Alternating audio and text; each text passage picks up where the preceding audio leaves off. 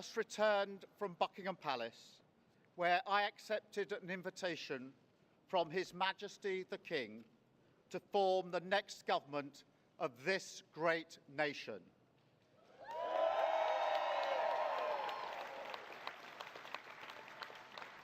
I want to thank the outgoing Prime Minister, Rishi Sunak. His achievement as the first British Asian Prime Minister of our country, the extra effort that will have required, should not be underestimated by anyone. And we pay tribute to that today. And we also recognise the dedication and hard work he brought to his leadership.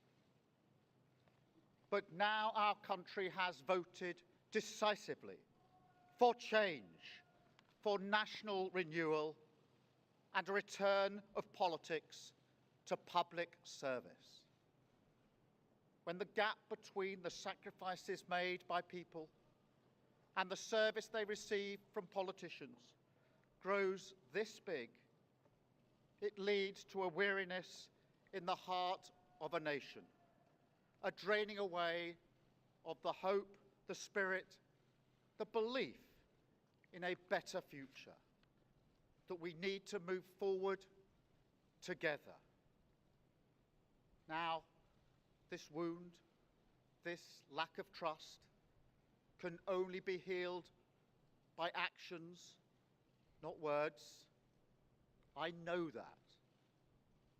But we can make a start today with the simple acknowledgement that public service is a privilege and that your government should treat every single person in this country with respect.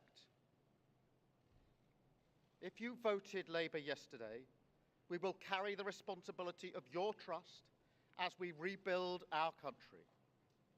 But whether you voted Labour or not, in fact, especially if you did not, I say to you directly, my government will serve you. Politics can be a force for good. We will show that. We've changed the Labour Party, returned it to service, and that is how we will govern. Country first, party second.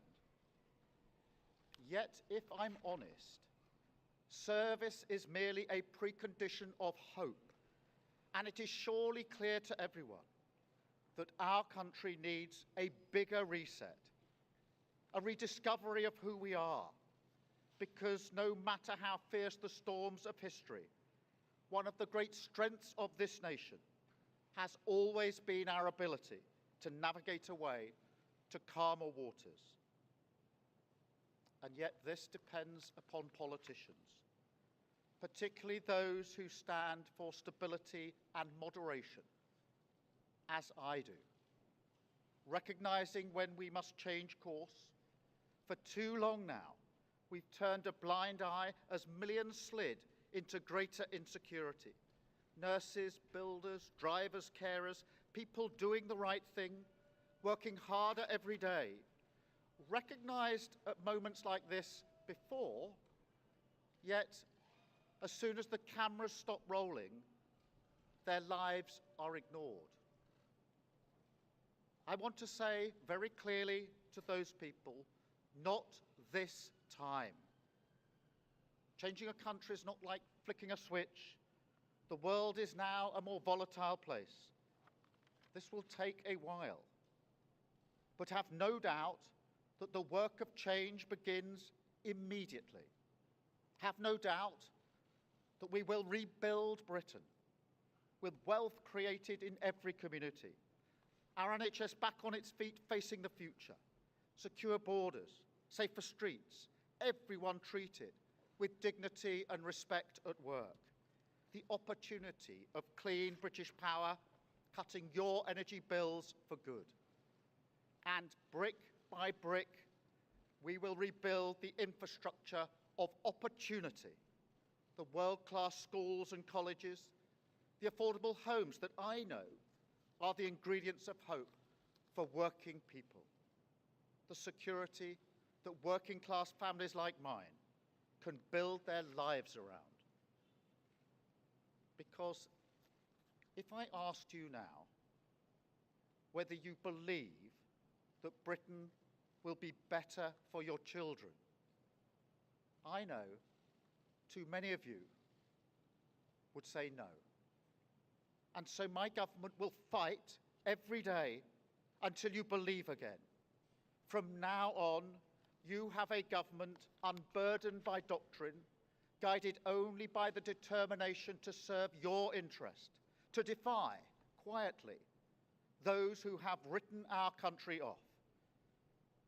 You have given us a clear mandate, and we will use it to deliver change, to restore service and respect to politics, end the era of noisy performance, tread more lightly on your lives, and unite our country. 4 nations standing together again, facing down, as we have so often in our past, the challenges of an insecure world, committed to a calm and patient rebuilding. So, with respect and humility, I invite you all to join this government of service in the mission of national renewal. Our work is urgent, and we begin it today. Thank you very much.